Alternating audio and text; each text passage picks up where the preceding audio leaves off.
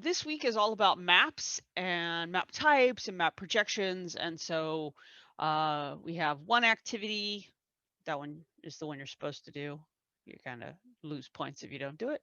And then there's the map scale activity, which will help you do your map scale quiz, but you don't have to turn it in if you don't want to. If you do, you get your 10 points. And then we have a discussion. So I'm going to go ahead and share the screen here and go through how to do each of these activities. And hopefully we will be done before you know it. All right, so we'll start at the top. So let's talk about this case study. So there's this Google Doc and it's going to ask you to make a copy, blah, blah, blah. So go ahead and this is probably the 12th copy I've made of this document, but that's okay. So before you watch the video, and it's imperative that you kind of do these things in the order in which they're presented.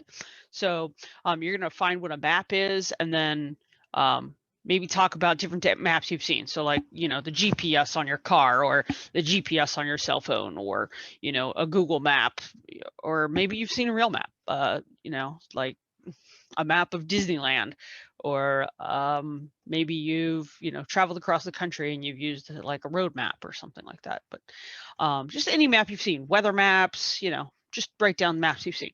Then you're gonna watch this video and answer some questions. And then you're going to delve into the idea that maps are biased, or if not biased, they're selective. And it's important when you're making maps to make decisions about like what you're trying to present.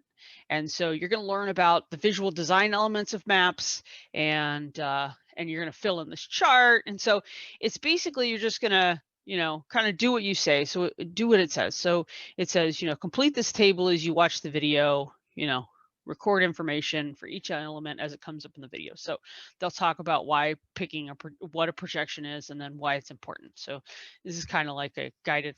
Then you're going to make a summary paragraph, which is you're just going to summarize why each design thing is important and how does it show map maker's bias, right?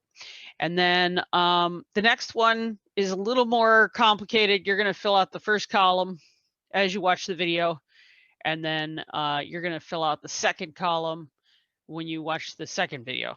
So reading maps, how to analyze a map, you're going to fill this column out, and then you're going to watch this video analyzing map Imperial Federation and fill out this table. And then again, write a paragraph that kind of summarizes what you said and answers these questions. So this is like a kind of a bunch of different things that I've put together to get you to think about maps and what they are and what choices we make. Then you're going to analyze one of the maps that I've chosen. That way it's kind of controlled. I know it has a perspective. I know it has an audience and purpose. I know what choices they've made and things like that. So you'll pick one of these and you'll talk about the design elements in this table.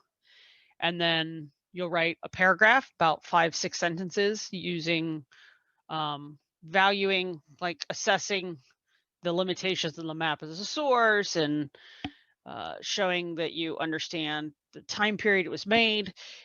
Like the first map of America is going to look really different than what it looks like now, because we have a lot more information about the world and what it looks like now. So there's that. And then the last one, you're going to explore one of these two map libraries. You're going to pick a particular map, and you're going to essentially do the same thing you did up here with one of the controlled maps, with a different map. So it's a sizable thing. It's worth 50 points. It should take you some time. If you'd like to work with a partner, you may do so, but I would prefer that you somehow demonstrate who did what.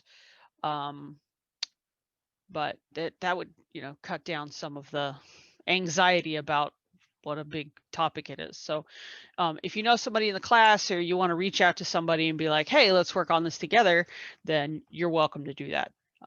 But I imagine that this will take you the bulk of the time this week for activity wise in class, which is why I'm trying to not take up so much time explaining it all. All right, so that's the first one. All right.